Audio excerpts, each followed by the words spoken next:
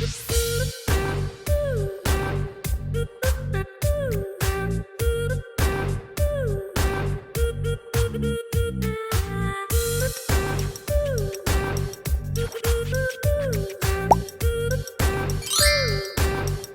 ดีครับวันนี้มาอยู่ระยองนะครับหาดแสงจันทร์จะมาลองตกปลาเก๋าดูครับจะมีผลงานหรือเปล่าลองไปชมกันเลยครับผม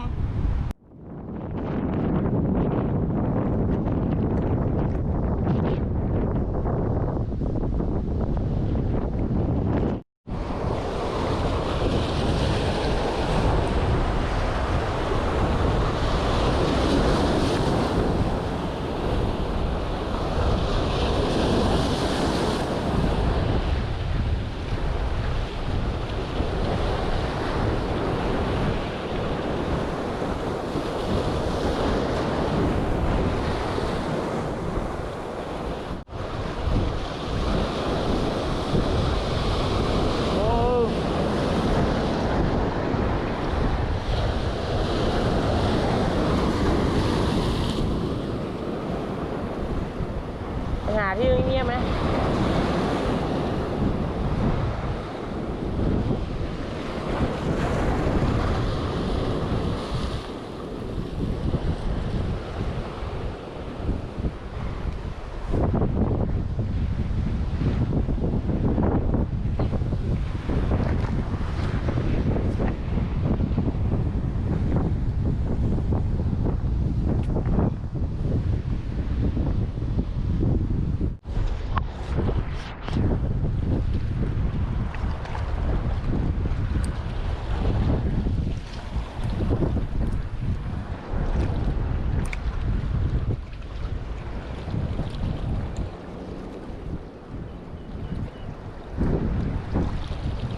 วันนี้มาตีปลายางครับผม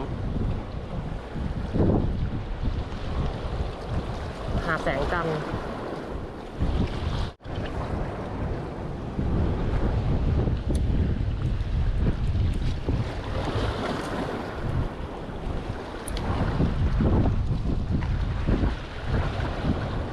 หัวน้ำขึ้นแล้วครับตอนนี้แต่ปลาไม่กัดเมื่อกี้มีพี่นักตกปลามาคนหนึ่งก็เจอกันตั้งแต่เมื่อเช้าครับก็ไม่โดนเหมือนกันมาลุ้นดูครับว่าจะได้ไหม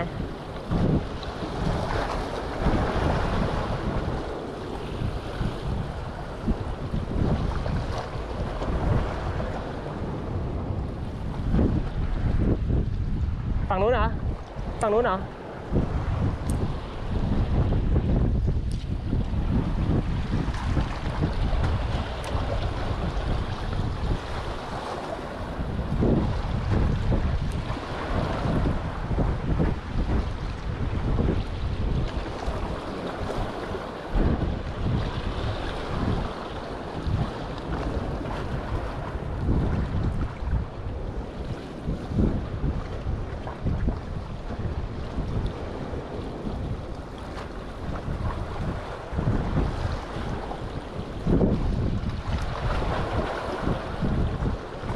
น้ำเรียบมันน่ากัดจริงๆเหยื่อมันเป็นปลั๊กดูบ้างครับปลั๊กดำลึกลองดูครับจะได้ตัวไหมเอ่ย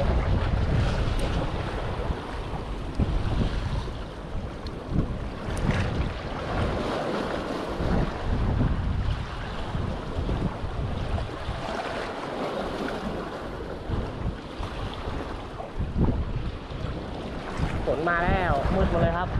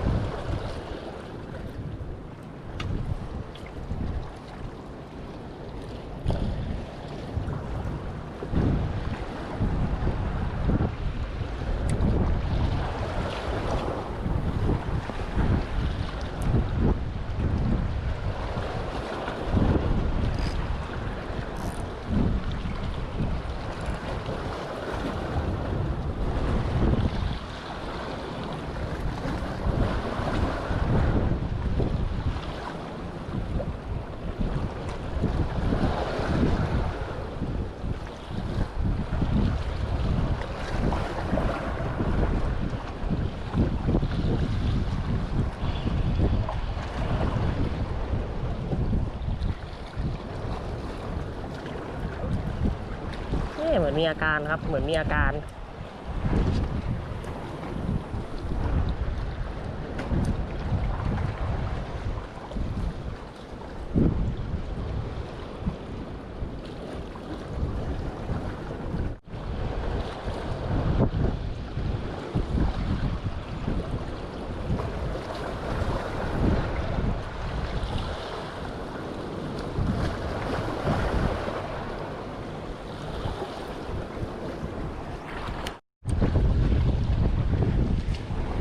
เสน่ห์การตกปลาครับดีนะเพื่อนร่วมอุดมการณ์เดินมาทักทายกันครับน้าเขาใช้เหยื่อกุ้งสดครับ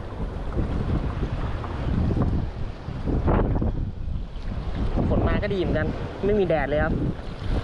รู้สึกเย็นปลาไม่กัดนี่ครับ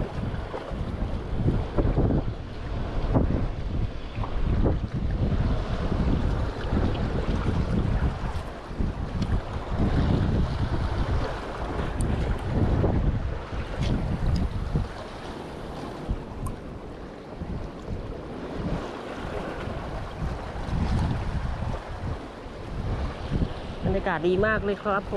ม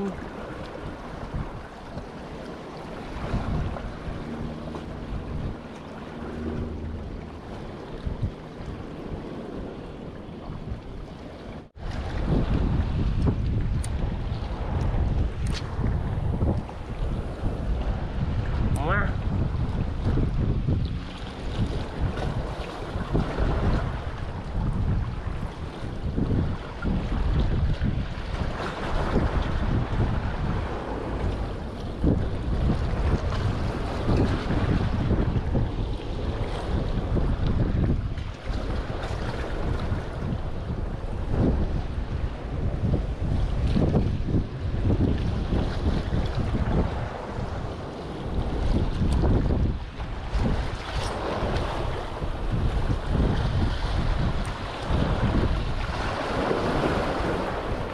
เนี่ยน้าเขาลงคันแล้วครับ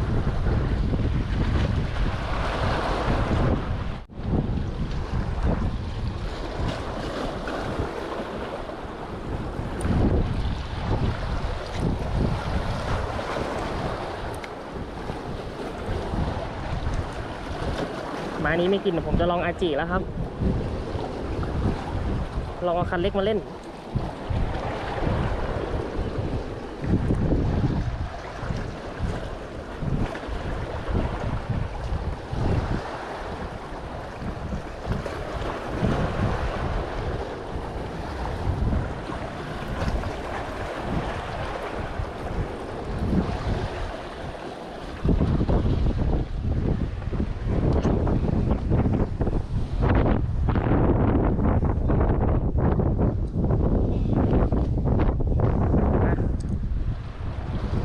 งานเล็กๆ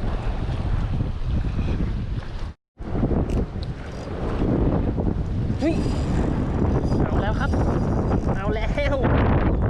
มีตัวเอาแล้วครับเอาแล้ว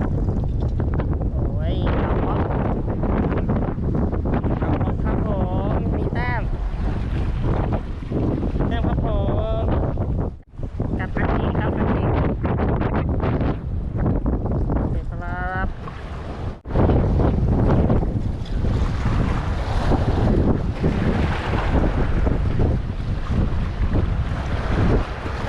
ลองดูครับเมื่อกี้ได้ปลาเก๋ามาตัวนึงแล้ว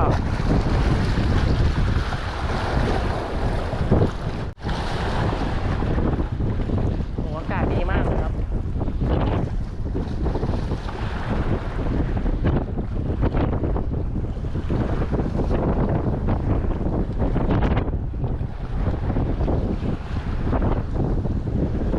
ไม่รู้ตัวอะไรกัดครับหางขาดไปตัวหนึ่งกัดไม่โดนตัวเบ็ด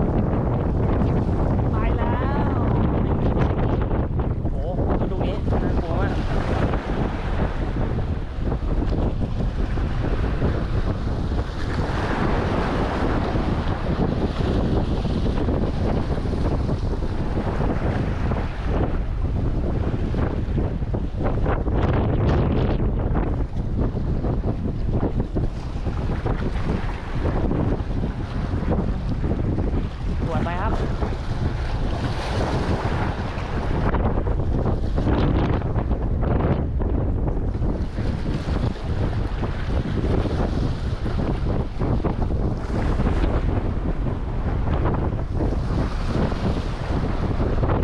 ชิวๆครับ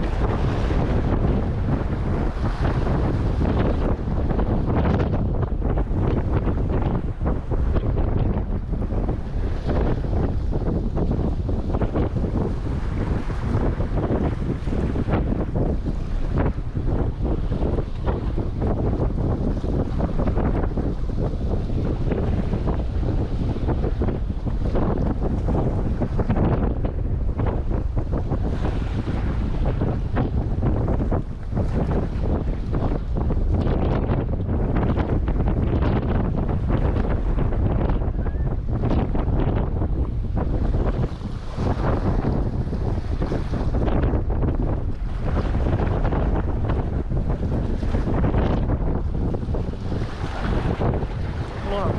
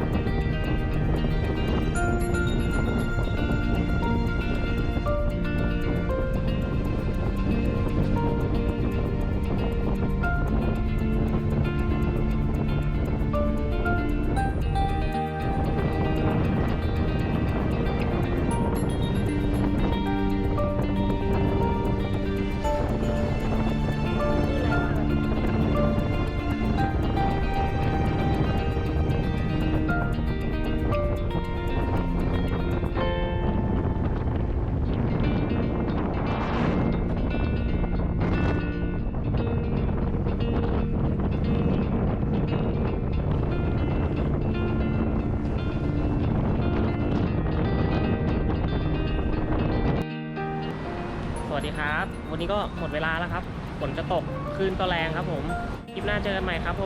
ม